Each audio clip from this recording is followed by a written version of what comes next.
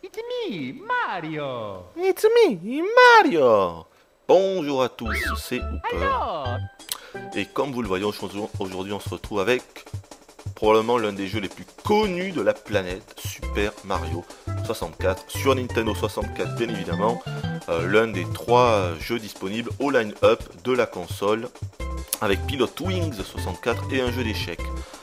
Un truc pas mal dès le début, c'est que regardez, Nintendo, pour bien montrer qu'on était vraiment sur Next Gen, on pouvait avec le curseur comme ça tirer le nez ou d'autres parties du visage de Mario, donc des effets de distorsion, de zoom. Il voulait vraiment montrer qu'on était sur Next Gen et que fini les pixels par exemple ou les trucs comme ça, on pouvait vraiment voilà, c'était autre chose quoi, c'était fini les 32 bits et vive la Nintendo 64. Quelques petits bugs parfois, mais c'était quand même pas trop mal quoi.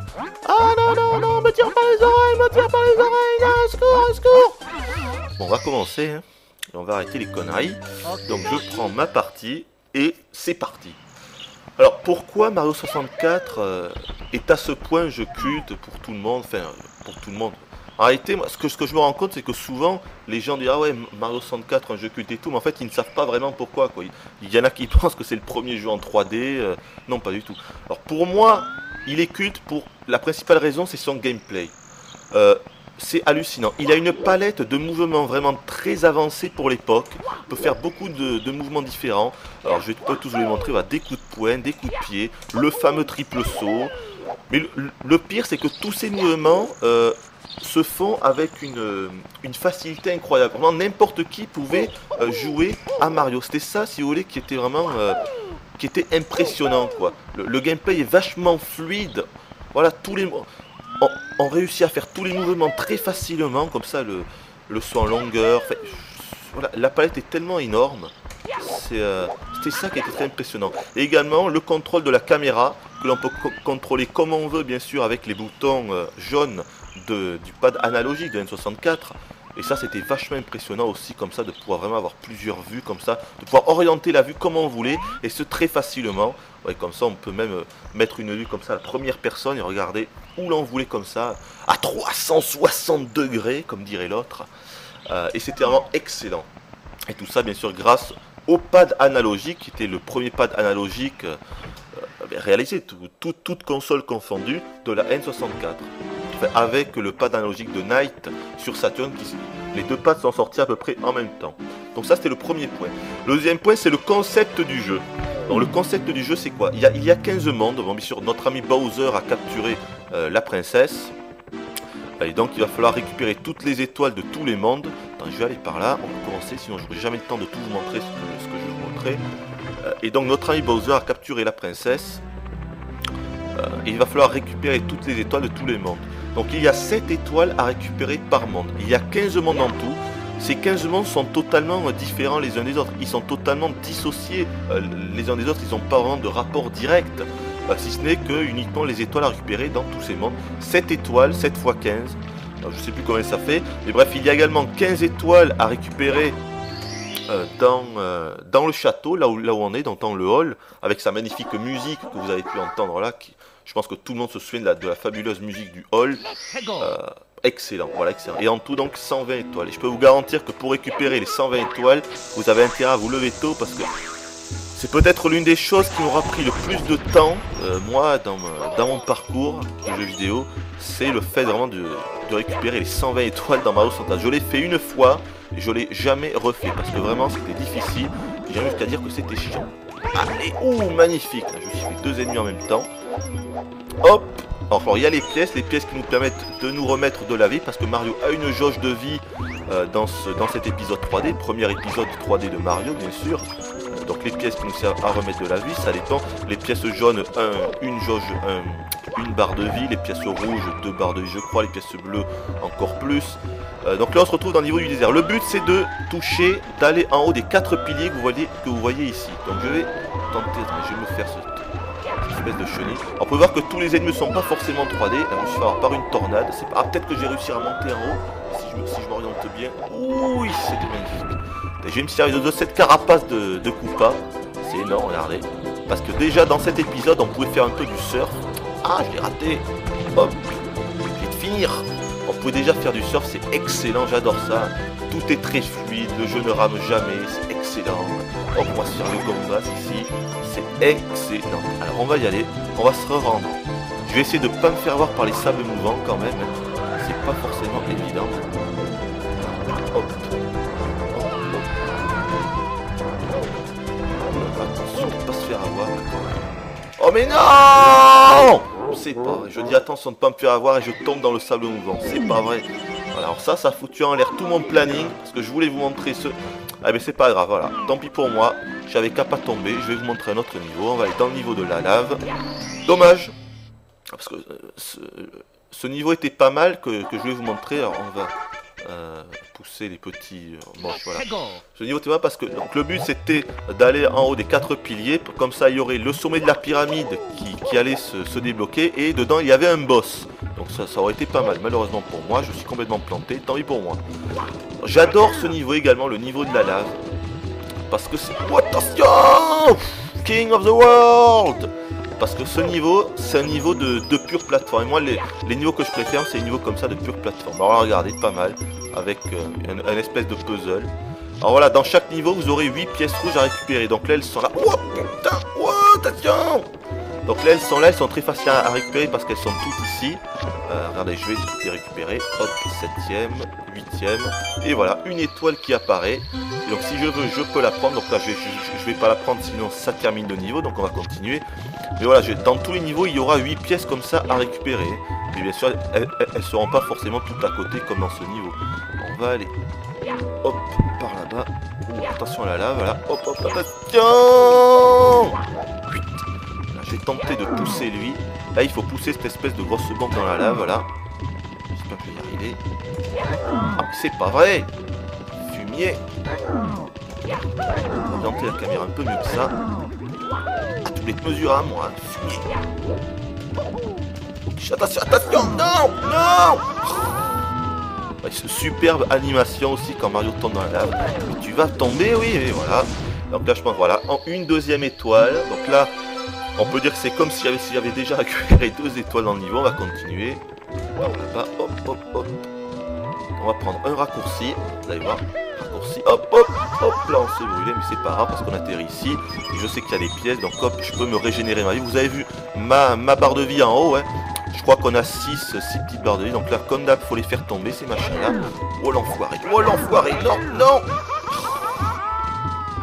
C'est pas grave, je sais plus comment on fait pour les faire tomber, ceux-là.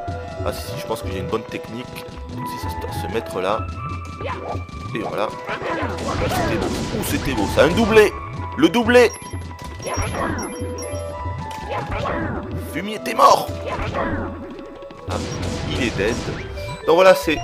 À chaque fois, très souvent, il y aura des sortes comme ça de mini-jeux dans les niveaux qui nous permettront de récupérer, bien sûr, les étoiles. Et c'est ça qui était amusant parce que, si vous voulez, à cette époque, on avait... C'est vrai que après ce concept qui consiste à récupérer... à refaire plusieurs niveaux de plusieurs façons différentes a été repris dans un nombre incalculable de jeux, mais là c'était la première fois que l'on voyait ça, c'était un tout nouveau concept. Bon lui il commence à m'énerver là. Oh, c'était magnifique. J'ai mis sur pause là, c'était magnifique. Et une 3ème étoile, bon je vais pas la prendre parce que sinon ça finit le niveau et je vais devoir recommencer dès le début. Alors, on va aller là-bas, je me suis recouvré là. Attention! Oh là là, oh là là là. Attention de ne pas mourir quand même. Je peux faire handicapé mais pas trop. Hop, hop. Donc, que vous dire d'autre? Voilà un gameplay jamais vu à cette époque, c'est clair, c'était vraiment très très fort ce que Nintendo nous a fait. Plus de pixels, forcément, on est sur la N64. Donc ça aussi, c'était quelque chose de ne plus avoir de pixels. Alors à la place, on avait une sorte d'effet de flou, d'effet flouté comme ça. Il fallait... C'est vrai qu'il y en a que ça rebutait un peu, cet effet de flou que l'on voit. On le voit pas trop dans Mario 64, mais dans d'autres jeux, c'est assez flagrant. Là, on le voit pas trop. Donc là, faut aller dans la bûche. Je vais prendre un raccourci. Alors, si j'y arrive... Oh, attention! Oh oui, c'était beau ça. Oh là là, c'était beau. Donc là, le but, c'est de faire tournoyer ce rondin de l'autre côté. Pour que j'atteigne l'autre côté. J'espère que je vais pas me planter. Attention! Oh oui, c'était joli ça. Ça, c'était joli. Allez, je crois qu'il y a encore une autre étoile là-bas. Il me semble. Voilà, encore une étoile. Voilà. On va partir de ce niveau. Hein. C'était juste histoire de vous montrer un peu le concept du jeu. Vous avez compris, dans chaque niveau, des étoiles à récupérer. Je vais vous montrer un niveau en haut, voilà. Comme ça, je peux vous montrer Mario volant, parce qu'on peut voler. Dans le jeu, il y aura trois interrupteurs en fait à activer. Un interrupteur rouge, un interrupteur bleu, non, un interrupteur vert et l'autre interrupteur, je ne sais plus de quelle couleur il est. Mais bref, là le but c'est de récupérer. Oh bah super, je me suis déjà raté les deux premières pièces rouges, ça commence bien. Le but c'est de récupérer les 8 pièces rouges dans ce niveau, sauf qu'on n'a qu'une seule chance parce qu'on ne peut pas, on va pas pouvoir reprendre de l'altitude. Là j'ai eu les deux autres, malheureusement vu que j'ai loupé les deux premières, ça va pas le faire. Oh, j'ai raté celle-là encore. Voilà, c'est fini. Donc on va tomber, c'est pas grave. Et comment on part ici? Ah non, je crois qu'on peut pas repartir de là, je suis obligé de tomber. Hop, c'est pas grave. Qu'est-ce que je vous ai dit d'autre? Non, voilà, c'est tout. 15 mondes. Ah oui, un petit problème, c'est que moi je trouve que les 15 mondes sont pas forcément excellents. Voilà, il y a des mondes qui sont... Non, c'est là-bas que je veux aller. Je vais vous montrer le dernier monde, parce qu'il est pas mal. Sur les 15 mondes, il y a quelques mondes qui sont pas franchement intéressants. Je dirais même plus, qui ont un esthétisme assez moyen, voire douteux. Par exemple, le deuxième monde de la glace est assez moyen. Il y a plusieurs mondes dans le jeu qui sont assez moyens. Je suis pas de ceux qui disent que Mario 64 c'est le jeu parfait. Pour moi, il a des défauts, faut pas déconner. Par exemple, une autre chose, c'est ses musiques. Voilà, des musiques vachement répétitives. Oh là, des musiques assez répétitives. Oh, nom de Dieu! Ça y est, je suis handicapé. Donc, voilà. Comme je suis pas arrivé. C'est difficile pourtant, voilà. Ouais, les musiques sont assez similaires entre les niveaux. Pour moi, ça c'était un réel défaut du jeu. Je m'explique. Par exemple, la première musique que l'on entend dans le premier niveau, eh bien, on va la retrouver sur sur beaucoup de niveaux, sur 3 ou 4 niveaux, ça sera la même. Pareil pour la musique du monde, c'est-à-dire vous l'avez entendu, la musique du monde du désert et du monde de la lave que je vous ai montré, c'est exactement la même mélodie. Alors voilà, ça c'était une petite déception, je trouve que Nintendo a un petit peu abusé sur ce coup-là, de mettre les mêmes musiques dans beaucoup de niveaux. Voilà. Mention spéciale bien sûr à la musique des mondes aquatiques qui est vraiment excellente. Là c'est vraiment excellent, ils ont fait du grand tas. D'ailleurs si on a le temps, je vous la montrerai à la fin de la vidéo, la musique du monde aquatique, parce que Alexandre, il faut faire gaffe dans ce niveau, parce que ce tapis, si on le laisse seul, c'est-à-dire si on n'est pas dessus pendant plus de genre 10 secondes, et bien ça va carrément disparaître. Donc il faut faire gaffe quand même. Là, on va aller là-bas, sur la grosse plateforme là. Ce qui est excellent, ce qui m'avait quand même impressionné à l'époque dans ce jeu, c'était le fait qu'il n'y ait pas de clipping, ou en tout cas très peu. Comme je vous l'ai dit, il y a uniquement du clipping au niveau des ennemis ou des pièces ou des trucs comme ça. Mais au niveau des structures comme celle-là, regardez la structure où on est actuellement. Parce qu'après je vais aller beaucoup plus loin dans le jeu. Donc là le but c'est de récupérer toutes les pièces rouges. Bon, il y en a une là-bas, on va pas y aller, c'est vraiment un peu juste le jeu. Oh là non, ouais, cette structure, malgré le fait qu'on sera vachement loin, eh bien, elle sera toujours dans notre champ de vision. Ça peut paraître con maintenant, mais je vous garantis qu'à l'époque c'était très impressionnant. Oh, je me suis raté là. C'est pas grave, on va partir de là. De l'autre côté. Hop. Alors ça, ce petit cœur, c'est un truc qui sert pour nous remettre de la vie quand on n'en a plus. Ça, c'est un switch, ça va faire apparaître des pièces bleues. Voilà, ah ben il y a un autre mouvement aussi, parce qu'on peut s'agripper au mur comme ça. Ça a été repris dans les autres Mario aussi. Jusqu'à dans Mario... Oh non. Ouh là là, j'ai perdu ma moitié de la vie. Hein. Attends, je vais recommencer. Puis je vais me remettre de la vie avec le cœur.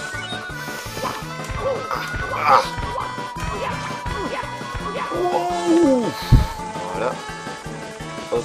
Alors ce petit machin là, je vais pas le faire, mais logiquement ça va nous proposer d'ouvrir les cookies d'un des canons, d'un des nombreux canons de jeu. Vous voyez, voilà, je vais aller là-bas. Il y a très peu de clipping.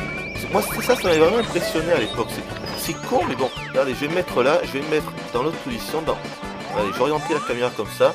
Et vous voyez qu'on peut vraiment voir toutes les structures. Alors, vous voyez, ça c'était le machin où j'étais. En haut, on voit à peu près tout. Il y a très peu de clipping. Moi, je me répète, mais c'est peut-être un des aspects qui m'avait le plus impressionné à l'époque. C'est le fait qu'il y ait très peu de clipping. C'était quelque chose de très fort. Qu'est-ce que je vous ai pas dit? Les transformations, je vous l'ai dit, on pourra se transformer en Mario volant, Mario métal et Mario invisible. Mario semi-invisible, ce qui nous permettra de passer